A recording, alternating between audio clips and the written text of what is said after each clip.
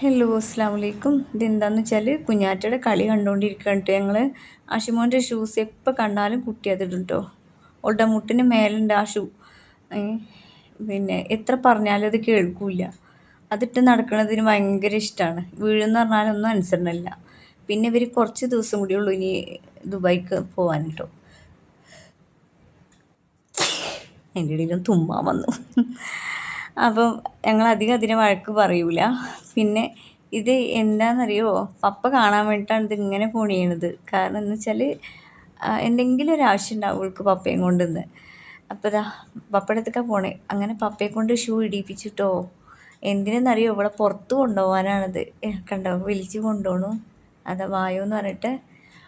എന്തായാലും ബാല്യം എന്ന് പറഞ്ഞാൽ ഒരിക്കലും നമുക്ക് തിരിച്ച് കിട്ടൂല കേട്ടോ. ഇവള് വലുതായാലും ഇതൊക്കെ ഇവൾക്ക് കാണാമല്ലോ കുഞ്ഞാറ്റക്ക്. പിന്നെ ഇവൾക്ക് സമാധാനമല്ല കേട്ടോ, ഞാൻ കൂടെ വരുന്നില്ലല്ലോ. അപ്പം എന്താ ഇത് കാട്ടണമെന്നറിയോ, ഐഡിയക്കാരി വേഗം പോയിട്ട് ഉള്ളിൽ തന്നെ പോയിട്ട് എൻ്റെ ഷാൾ എടുത്ത് വന്നിട്ട് കേട്ടോ. കണ്ടോ, അങ്ങനെ ഇതാ ഇവള് ഇതാ പപ്പയും കൂട്ടി പോണു. ഷാളൊക്കെ എനിക്ക് എടുത്തന്ന് പപ്പയുടെ ചെരുപ്പന്നെ പപ്പയെ കൊണ്ട് ഇടിയിപ്പിച്ചിട്ട് എന്താക്കി പുറത്ത് പോകണം. വെറുതെ ഒന്ന് കറങ്ങാൻ പോവുക. പാവം കുട്ടി ചിരിക്കണുണ്ടോ, കണ്ടോ ചെരുപ്പ് ഇടിക്കണേ പാവോ.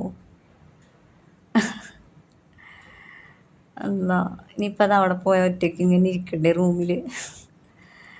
എന്തായാലും സങ്കടം തന്നെയാണല്ലേ.